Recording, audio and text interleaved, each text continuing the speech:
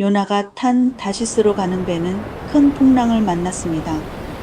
배를 탄 사람들은 이 풍랑의 원인을 찾으려고 제비뽑기를 했고, 그들은 그 풍랑의 원인인 요나를 바다에 던졌습니다.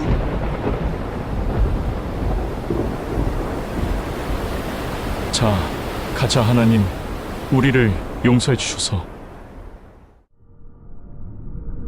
하나님께서 예비하신 큰 물고기가 요나를 삼켰습니다.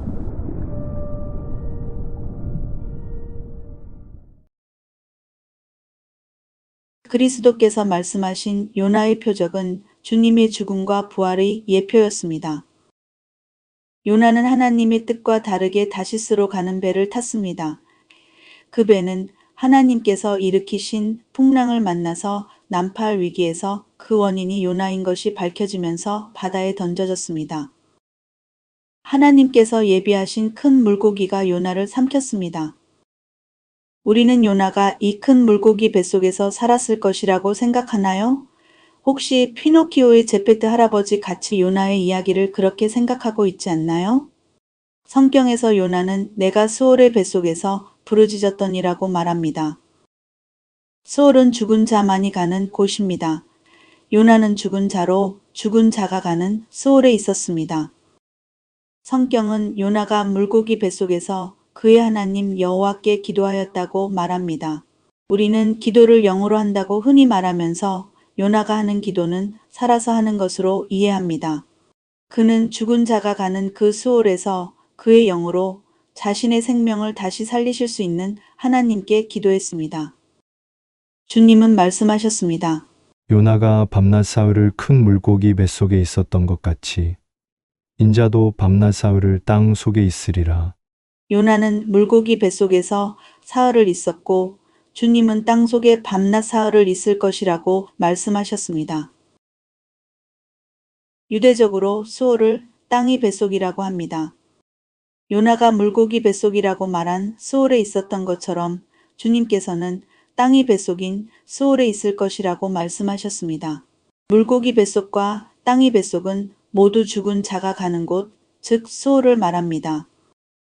그러므로 요나는 실제로 죽었었고 다시 사는 일이 있었으며 그리스도께서는 자신의 죽음과 부활을 이 요나의 일로 표적을 삼으셨습니다. 요나가 큰 물고기 뱃속에 3일간 있었던 것처럼 그리스도께서도 땅 속에 3일간 있으실 것이라고 예언하셨던 것입니다.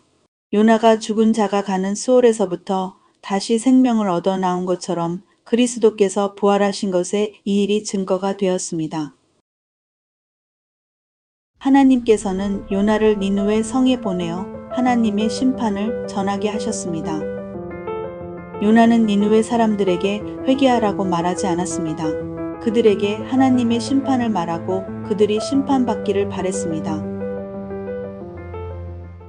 니느웨 사람들은 요나의 말씀을 듣고 즉시 회개하였습니다. 그들은 금식하고 베옷을 입고 가축들까지도 금식을 하게 하며 하나님께로 나왔습니다. 니느웨 성의 사람들이 모두 회개함으로써 하나님께서는 니느웨 성을 멸하지 않으시고 용서하셨습니다.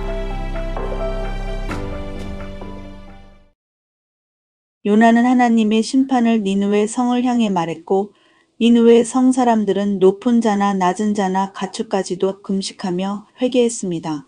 이 일로 니느웨는 하나님의 심판으로부터 구원을 받았고 그들이 진정한 구원을 받았다는 것을 그리스도께서는 마태복음에서 말씀하십니다. 니느웨 성 사람들에게 하나님께서는 하나님의 구원의 긍휼하심을 보여주셨습니다. 심판 때에 니느웨 사람들이 일어나 이 세대 사람을 정죄하리니 이는 그들이 요나의 전도를 듣고 회개하였으며니와 요나보다 더 큰 이가 여기 있으며.